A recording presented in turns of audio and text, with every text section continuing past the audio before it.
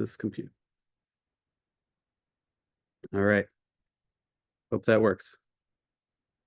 Thanks for coming, everybody. We're very happy to have Dan and Johnston here at Trinity College and talk to us today about the saturation spectrum of Berge stars. All right. Thank you for having me. Thank you everyone for coming. So this is a project I worked on with Neil, Bushaw, Sean English, Emily Heath, and Rombach.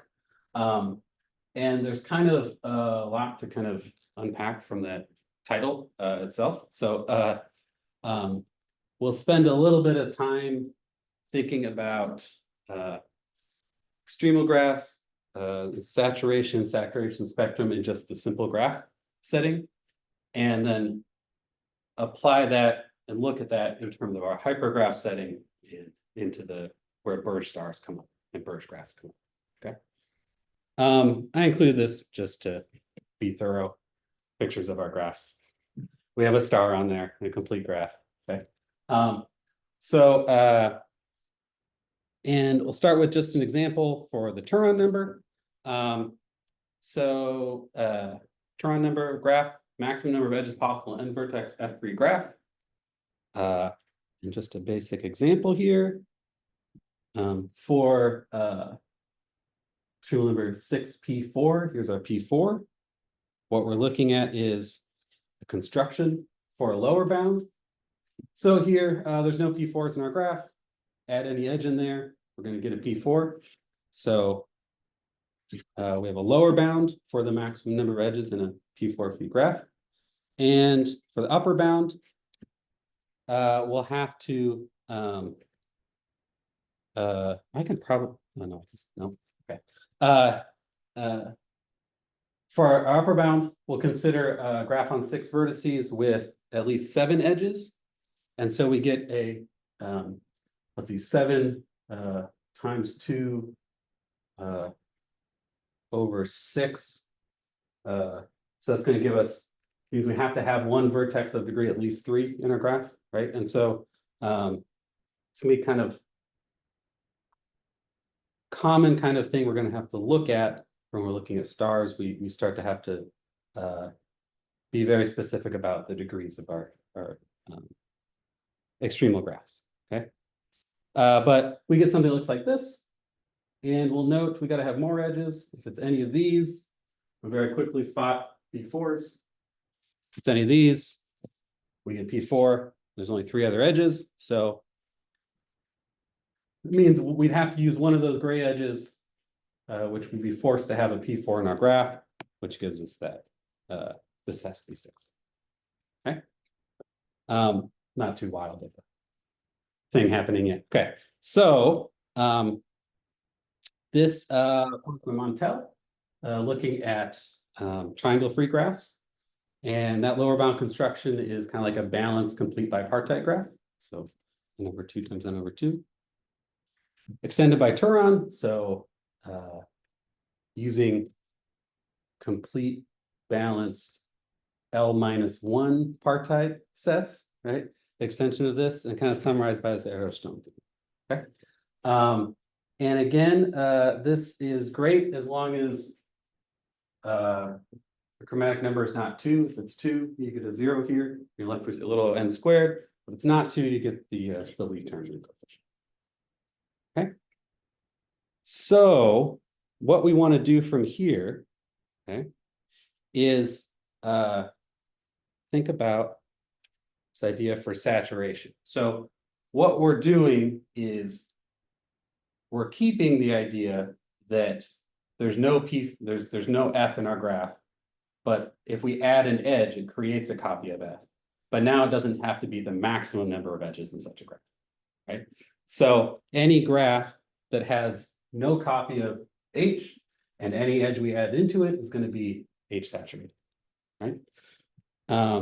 So from our example, here's just examples of P4 saturated graphs on 6 vertices. None of them have a P4. Any one of them, when we add in an edge, we're going to create a P4. Yeah. And if we look at the maximum from these, it returns our Turon number, our extremal number. And now we can look at the minimum, and that gives us our saturation number. Okay. So this we just did in our example. And down here, there'd be a little more work to show. I mean, we just have to argue that we can't have a P4 saturated graph on 2 or fewer edges, because we could always find one more edge that's disjoint from the other edges to add in. So it wouldn't be, so this has to be the minimum number. Yeah. Okay. So, defined by Erdos, panel moon looking at complete graphs. And, oh, that's not good.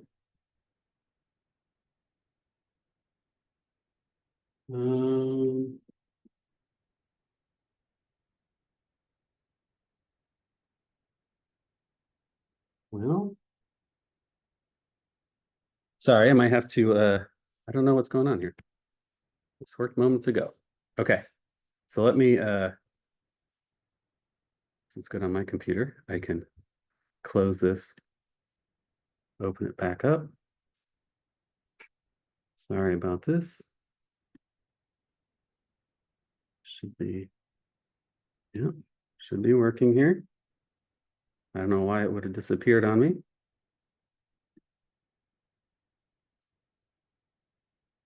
see if this works.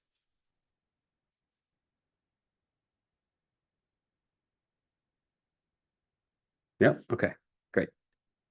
No idea what happened there. View, full screen. Okay, so hopefully that's still working on Zoom. Okay, yeah, sorry about that, but okay, so we have a saturation number for complete graphs, and then Kazoni-Tusa showed that for any graph, saturation number is going to be at most linear, right? And even up here we have, this is just n times p minus 2 gives us that's linear. Okay.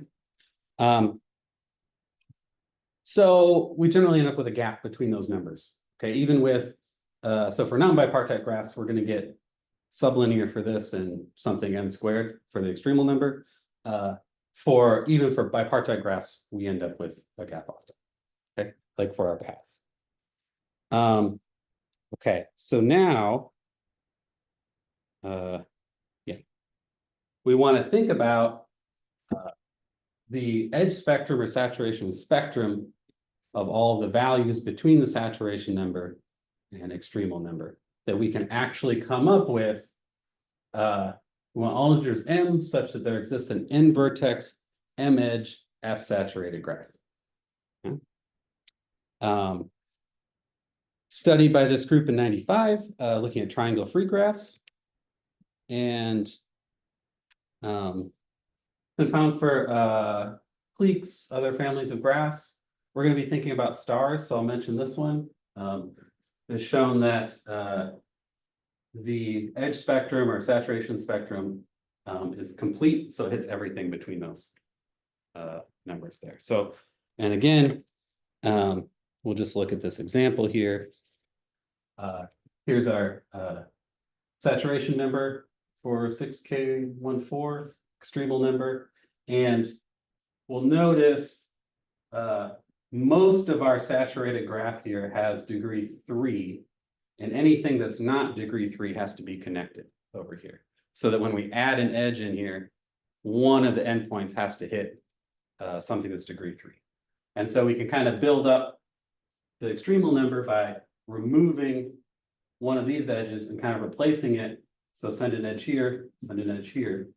We kind of build up, we add one edge to the graph, and we can kind of delete this, add in like this, and this, and we create. Now we have a 3 regular graph that hits our extremal number. Okay. I think that's just notational. So, okay. Okay, so now we're going to build up to jump from just graphs to looking at k-graphs. Okay. It always takes me I'm doing a lot of graph things. I have to jump into hypergraph world and make sure I keep track of what the edges look like, what the degrees look like, size of neighborhoods, all of those particular things, because that's exactly what we're going to be concerned about in looking at extremal numbers and saturation for stars, right? It's going to be very closely related to the degrees here. So take a moment and think about K-graphs first. So it's just going to be K-graph or K-uniform hypergraph, collection of vertices, and then all the edges are going to have the same number of vertices in them. Here's an example of a 3-graph. All the vertices, or all the edges have 3 vertices. Okay. And in general, for examples and a kind of our main result, we're looking at 3 graphs. Okay. But even keeping track of those ends up being kind of tricky. Saturation ends up working the same. So the same idea of given a K-graph, forbidden K-graph F, we say G is F saturated if G does not contain a copy of F. Any F is a subgraph, but any edge you add in creates a copy of F.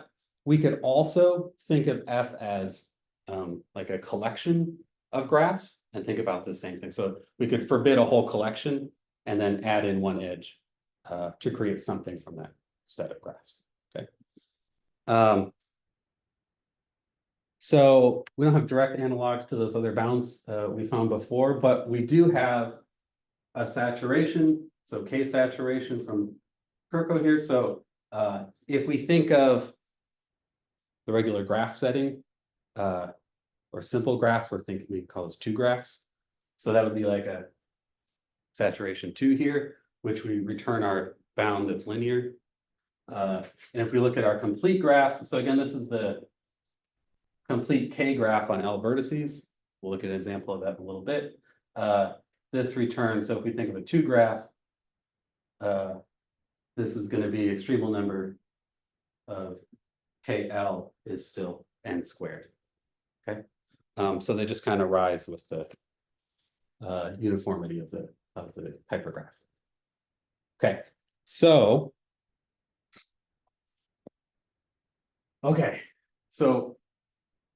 we're going to look at take our lead from kind of doing this extremal stuff, kind of the style of Gardner and Palmer. Okay, so we're going to be looking at Berge F. Okay, so we say H, so a K-graph H is Berge F. Okay? If we can take, yes, how do I think about this? Each one of our K edges, we can kind of select a 2-edge representative from it and create our graph F. It's a little more clear on the next slide when I show a picture of it, but that's kind of the main idea here. Okay, and digging into that kind of definition and what it means about our degrees in the neighborhood is a lot of the trick of what's happening here. Okay, and again, this we'll say Berge F is really like a property of that H has, but we're going to kind of collect all of the graphs that are Berge F and kind of think of that as a set. So we're going to end up talking about the extremal numbers for that kind of set of saturation. We'll actually that set. Okay. So, okay, so there's been a lot of results on these, but nothing around saturation for these, partly because they're still figuring out a lot of the values. Sean, and we'll see this result later, figuring out just like saturation for any graph is pretty difficult. And again, we're going to looking at saturation for the saturation spectrum for Berge stars, which again works the same kind of way as saturation spectrum in our other set. Okay. So here's our example now. I think helps with this Berge F situation, right?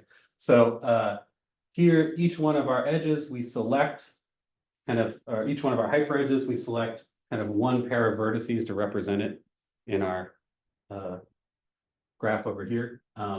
And so, right, like I can't select both V5 and V3, or V5, V3 and V5, V6, right? So I can't get up to 4 edges. I'm kind of limited by the number of edges that I have in my K graph. Yeah. So we'll note the degree here, V5, is 3, because it's part of 3 edges, yeah? Can you have both the edges? So like, could you select V1, V5 for the red and the purple? So no, so yeah, we're avoiding multi-edges here. Yeah, yeah, So yeah. you have that distinct use of things. Yeah, yeah, so we're looking at them being distinct. So we wanted to have a, there was a little bijection part in Yeah. the map from one to the other that rules those things out. So, right, so this degree is 3. And the weird part to me, I figured out, took me a while, is so the size of the neighborhood of V5 is now not 3, it's 5. Okay, so when I'm starting to think of like degrees and some of the things I know about degrees, this throws me off a little bit. Okay, and the property we're going to want to think about here is a Berge degree. Okay, there's a more specific definition, but I think we can think about it as it's kind of like the number of the edges that include V5 that we can actually use all at once. Okay, and we'll get some examples where we can't use all of them, but that's the idea there. Okay, and that's the part that's going to when we're looking for a Berge star, we're going to be using this Berge degree as opposed to, but then we're going to be counting the total number of edges, which is going to use our regular degree here. Okay. So let's see.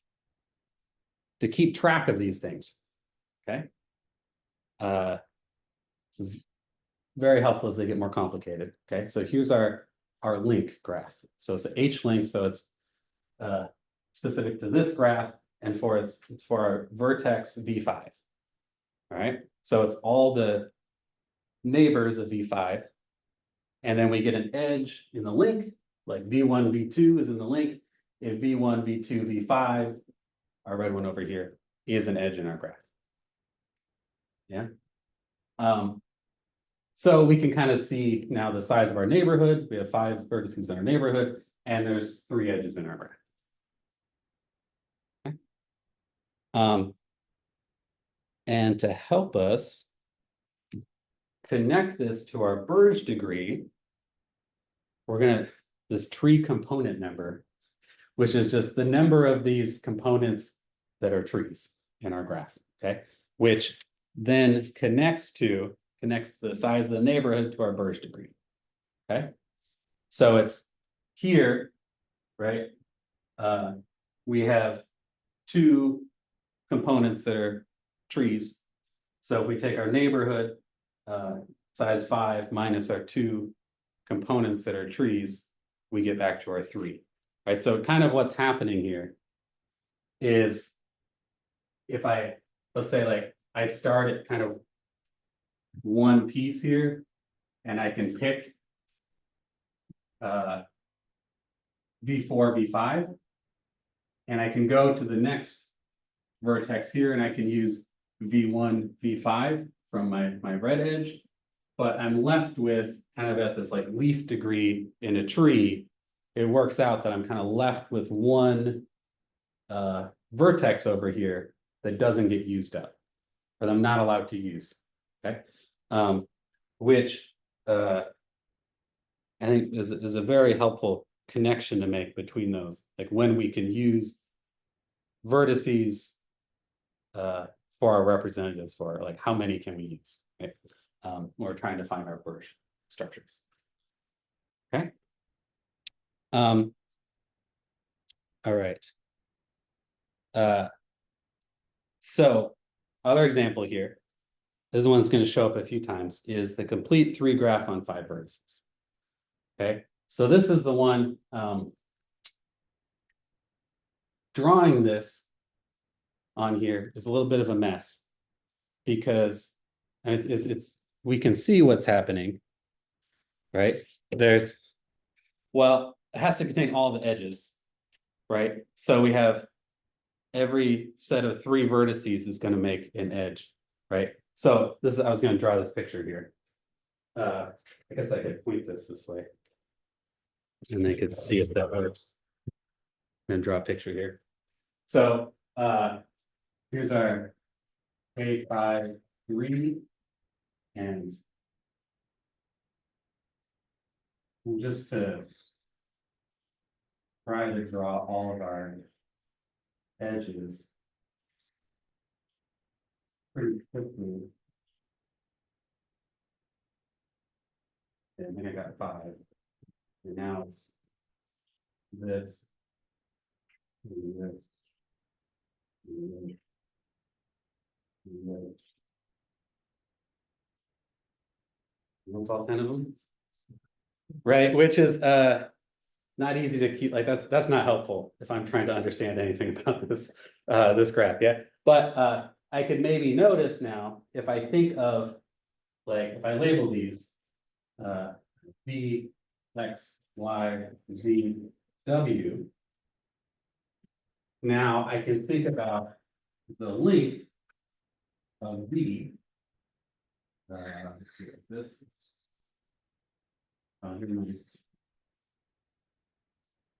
Here's X, Y, Z, W. And now every pair of vertices over here is in a 3 edge with V. Right? So I actually get this as my link graph for any of the vertices, right? Which now that helps me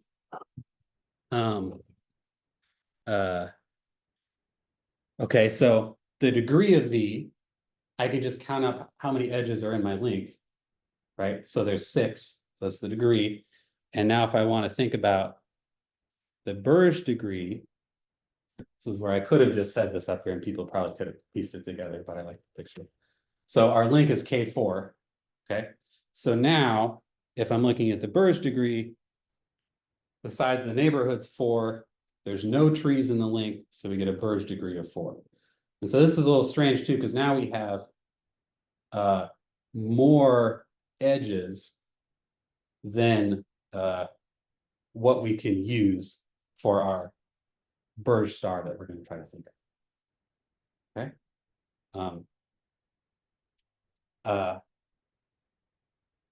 Yeah. Okay. So, and we'll maybe notice Berge K4 is going to be the largest Berge star. We could center at V. Because we don't have enough vertices to do anything with it, right? So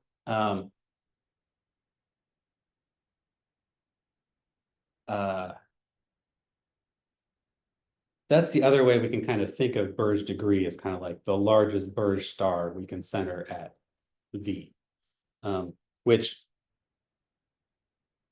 also takes a bit of work to understand this. Okay. All right. So just to make sure. Yep. Understand the picture correctly, the Berge star is just gonna look like centered at V, it's just gonna look like V with every other pair.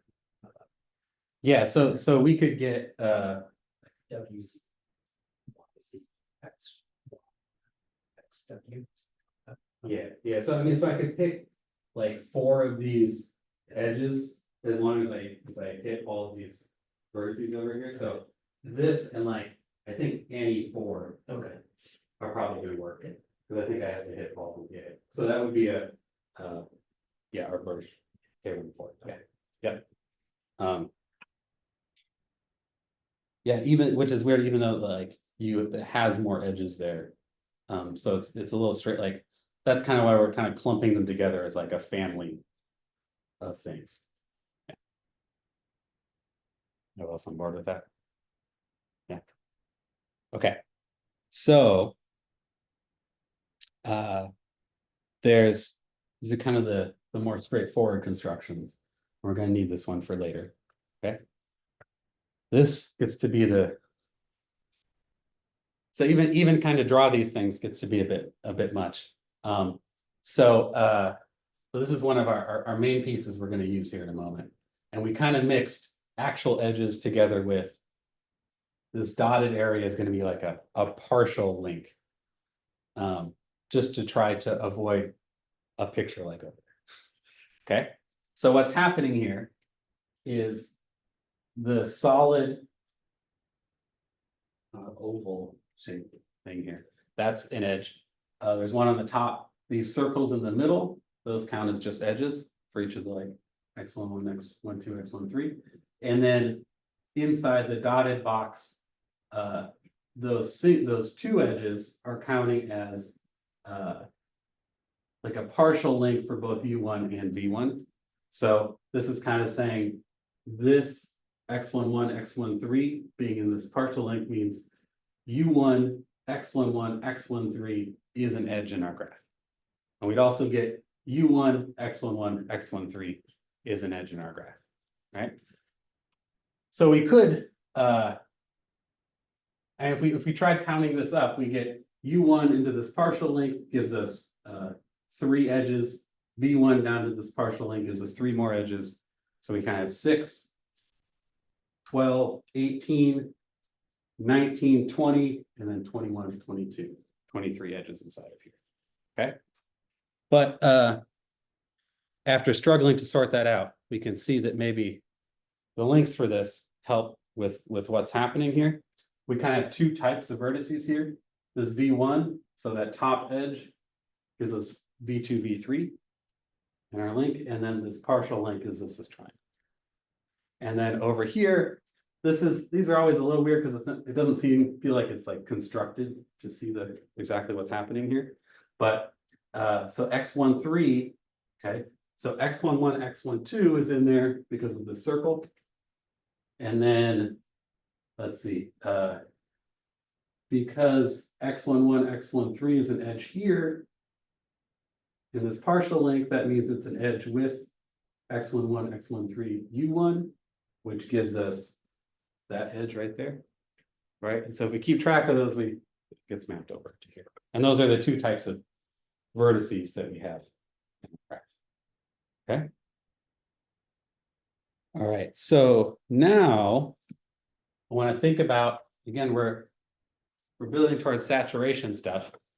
Okay, so these are the same 2 pictures here. So I want to think about the Berge degree for these 2 types of vertices. Okay, so I can, now that I have the link, I can just do the size of the neighborhood minus the number of trees. And I get a Berge degree 4.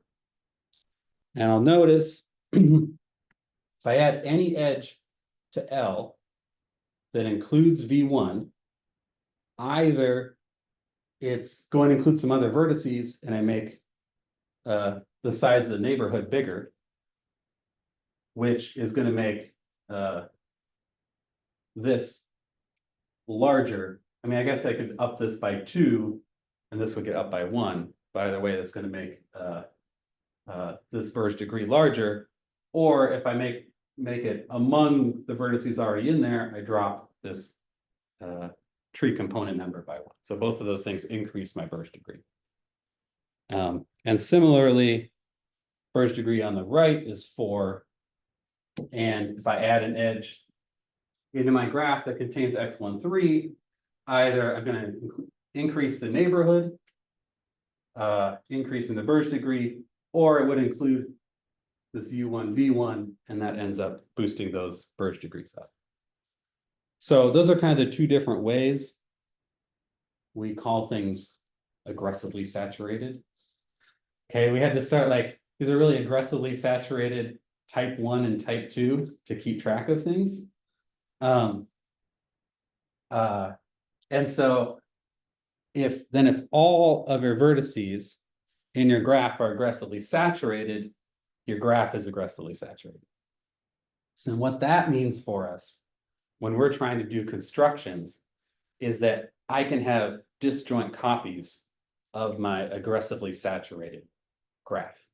Because as soon as I add any of its vertices to one edge, it's going to boost the Berge degree at that particular vertex. which then creates a Berge star. Okay, so it's not just like within this graph, but even reaching out to another component in the that this is a part. Okay. So maybe note, so we get that this is aggressively saturated. Now, our complete 3 graph on 5 vertices over here, I mean, that one counts as aggressively saturated, but there's no like edges within it to add anything onto it.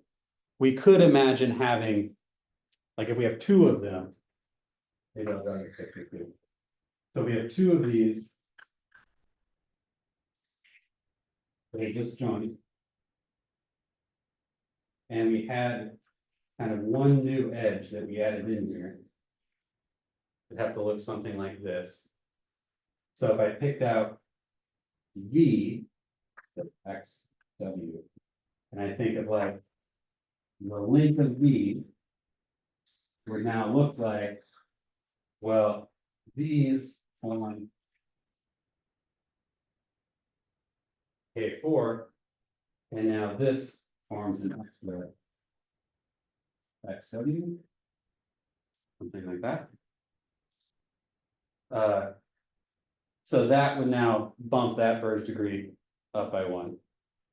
Or if I looked at the length for X, that has a K4 with W, and now W reaches over here to V, and that bumps up that Berge degree as well. Okay. I drew some pictures of 2 complete graphs on 3 complete graphs on 5 vertices. And so what we're going to get for those, they're also going to be aggressively saturated. So when we're looking to do our constructions in a moment here, we're going to be allowed to have multiple copies of those things. Okay. All right. So, okay. So we're partly looking at stars because there's results for extremal numbers for Berge stars and saturation numbers for Berge stars that are fairly recent. I mean, I think we started on this project in like 22 or something. So it's still pretty new that these are just coming in. So this is Gerbner, Mathuku, and Palmer. Okay, so this seems a little more complicated than what's happening here most of the time. So we're going to fall into this if we're thinking of like large N. And again, we're thinking of 3 graphs, and eventually we're going to consider varying L values. But for right now, we're kind of falling into this category. And it's sharp. If we look at our little example here, if 5 divides N, gives us 2N, because the construction for that is exactly N over 5 copies of this thing right here. So, and they gave it as the upper bound because like if 5 does not divide N, then you have to adjust things a little bit and consider a bunch of cases for stuff. And we consider some cases for some things, but you can see that it gets a little messy as we get closer up there. Okay. Okay, so we have our copies of the complete graphs on 5 vertices. Osthoff in English found saturation numbers for Berge stars. So they had kind of this complete result. And again, we can see if we're starting to look at 3 saturation for Berge K15s. Okay, this Berge K15 is going to be kind of this main example we actually get and look at here in a moment. Okay, so we found again, that's the 2N for the extremal number there, and 4N over 3, the ceiling of that for the saturation. Right. Okay, so I said we're going to look at K15 partly because smaller than that isn't very interesting. Some of these are 0. These are still equal to one another. These are equal or 1 off. So there's like no gap in between them. Here, we had to come up with one. We did it, but that's not the most exciting part. We actually originally tried to do. We tried to pick a nice number to deal with, so we tried K110. Thinking that was nice enough and we had room to play with things, and quickly realized that that was a lot harder than we needed it to be. So we started over from the bottom and found the smallest thing we could try to deal with, and that was our K15, which turns out to be plenty difficult to sort out. So our Berge K15, we found the whole spectrum here for it. So, which is from the saturation number to well, up to 2n, but there's 4 values missing inside of here. Okay. So this kind of breaks into 3 different pieces. There's like the bottom half of this, the upper half of this, and then dealing with the empty bit here. Okay. So the bottom half was really extending results of stuff in English. So that was kind of actually what got us started going on this was Sean trying to figure out applying these methods to saturation spectrum problems. So they had a configuration model to sort out the saturation numbers from their result. And what we're able to do is kind of adjust at the start to up it by using kind of like these complete graphs, some of the lanterns, use this configuration model, a random graph to get an existence for like a nearly deregular, nearly 3 regular or deregular graph, and then do some adjustments on it. So that was mostly following kind of the setup that they used in their paper there. Okay. Which I'm not going to do much more with on that part. But that is in the paper if you want to dig into details. Okay. Then the upper ranges are 2 pieces. Okay. So what's happening with this chart? Okay. These are the kind of constructions we're going to use. And really, we want to focus on, for the moment, this top row here, which is our familiar lantern graph that we had before, which was on 15 vertices at 23 edges, we counted up, right? And this last column is, well, edge difference between G and using those vertices for complete graphs. So making components that are complete graphs. So if I had used 15 vertices to make 3 of these complete graphs, 3 graphs on 5 vertices, I would have ended up with 10 to 30 edges, right? And so if I take out those and replace it with the lanterns, I have 23 edges, so I've gone down by 7 inches. Now, because this is aggressively saturated, we can do that as many times as we want to, right? So I can get, just from that, I can get 2n minus 7, I can get 2n minus 14, minus 21, and so on, okay?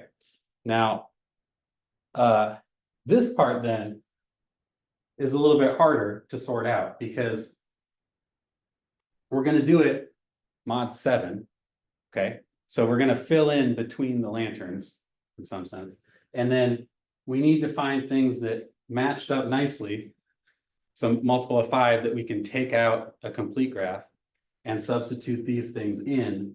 And we had to hit all of these kind of like edge deficiencies here, where this -5, maybe notice that was the highest in our interval of 2n minus 5.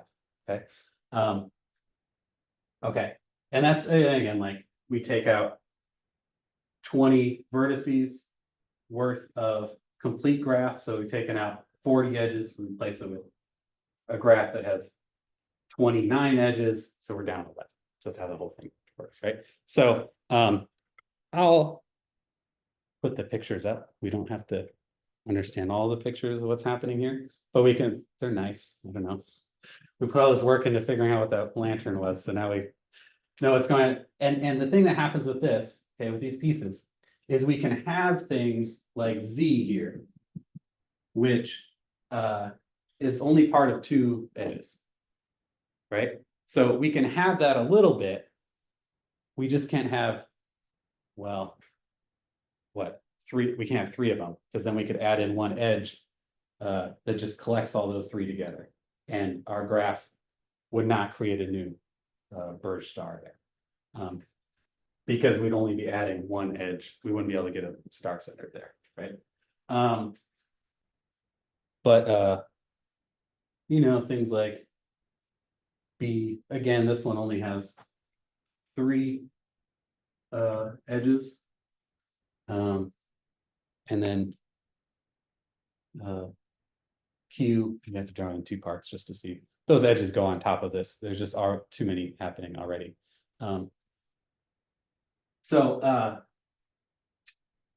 Okay. So we set those up where now we can, again, we don't have to go wild with this, but we can see that it lines up, okay?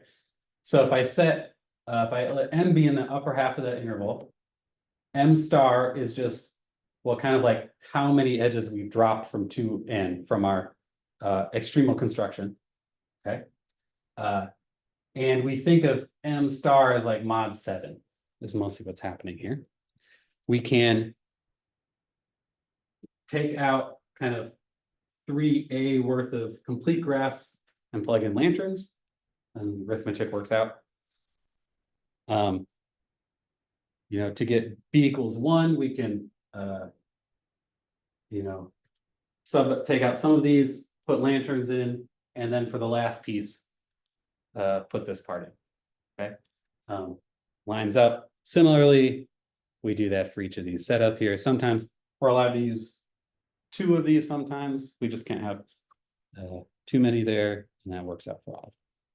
Yeah. You can check the paper if you want.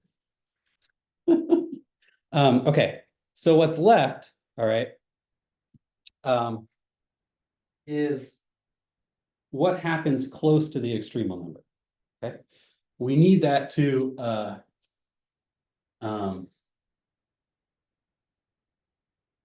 we somehow come up with an argument for showing that we can't get real close. Okay, and it comes from, if we think about that extremal construction of complete graphs, all of those vertices kind of look the same, right?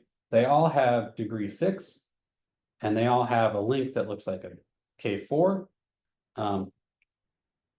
And as soon as we, if we get a vertex that doesn't look like that, well, we kind of lost some of our density, okay? So, for example, again, I do a list of these things here, but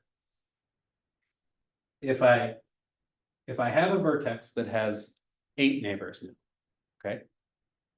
Well, the length has to look like this in order for it to be saturated still, or Berge K15 saturated, all right? So I put these pictures here just to, that's this one up here, okay? Now we'll notice V in our K5s over here had degree 6. Now in this, it's already dropped to degree 4. Right, we can get that from a length number edges in there. So we think of this as a degree deficiency of 2. Okay, so it's how much the degree has dropped away from 6. And not just for the vertex, but now the structure we've imposed on these other 8 vertices to keep it saturated shifts what the lengths of those things look like. So if we do that just for this top picture here, we get, and we sum up the degree deficiencies, we get 18. Okay, well, so all of those vertices, those 9 vertices drop by like at least 2. and if the sum of all of our degrees drops by at least 18, well, each edge is in each edge has 3 vertices, so it appears in 3 of those degrees. So when we sum them up, if I divide this by 3, it tells me that in order for this to happen, I've had to lose at least 6 edges. So I'm already down to the range that I'm looking at 2n minus 6, which is in that interval that we showed existed. Now, these other ones are just all the possibilities we could have.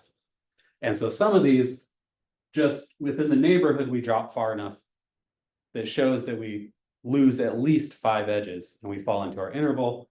And some of these we have to go another step further and look at kind of the consequences of it being saturated and push through the graph. But it's that same kind of idea. And so we can do that for all of those and get then that for I equals 1, 2, 3, 4, we cannot have 2n minus I Berge K15 saturated graph. That kind of cleans up that interval up there. One of these, this other result, the general thing we have here, we are able to kind of extend the saturation argument from the bottom up to some constant, but the general arguments for all those constructions and all those things, we could maybe do that for more of them, but the general arguments didn't really follow through there. But we feel pretty happy with just getting a minus constant there. And then problems to look at.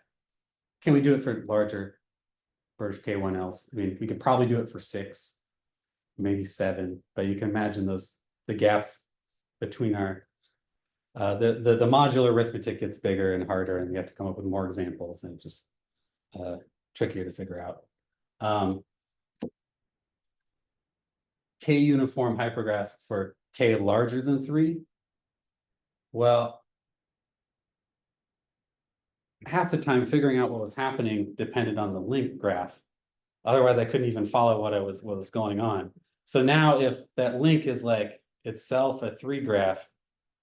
It's like this. Yeah, it's like that, like, I don't know how maybe someone else can figure that out. But I struggle to even picture what's going on with that. And then maybe like maybe other Fs, Berge Fs. I think like there's still not lots of those sorted out, but I think like K3s maybe you could look at a Berge K3 and look at that saturation spectrum. Thanks.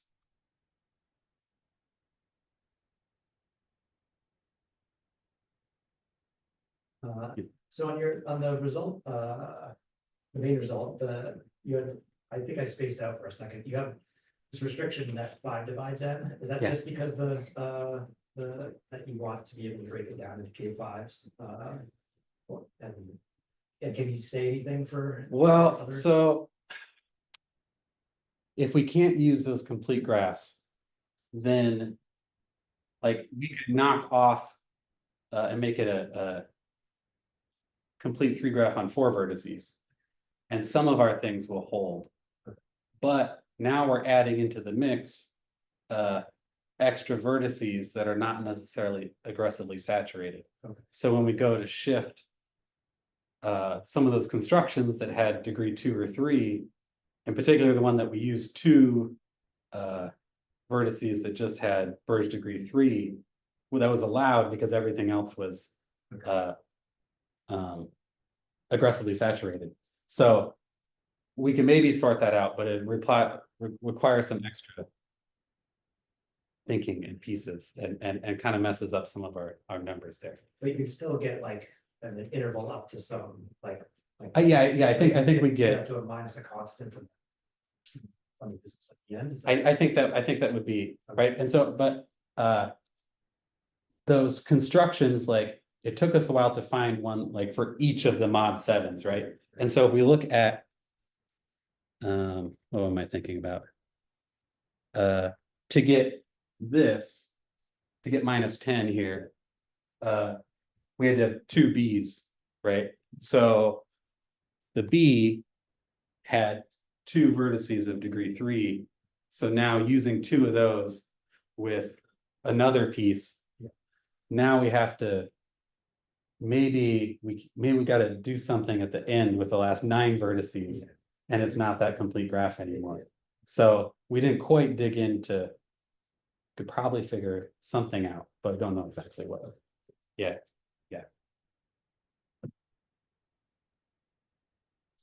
How important is it that there's a 3 uniform?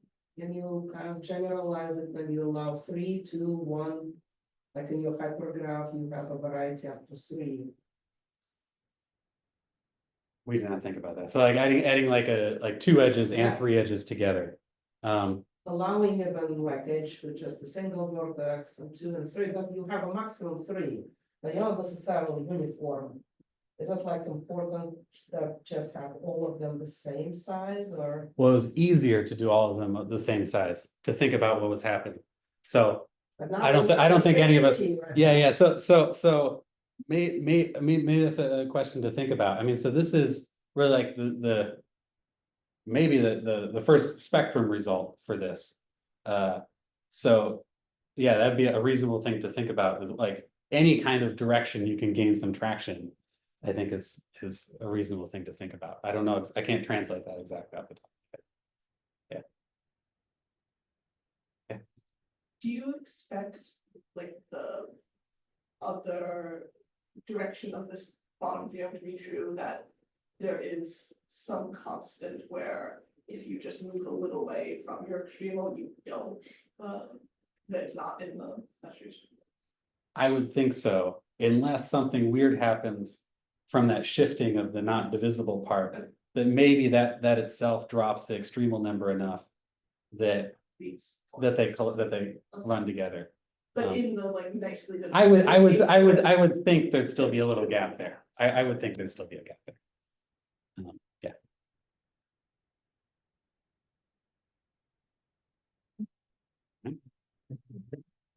Next. All right, I'm gonna stop this. Stop recording.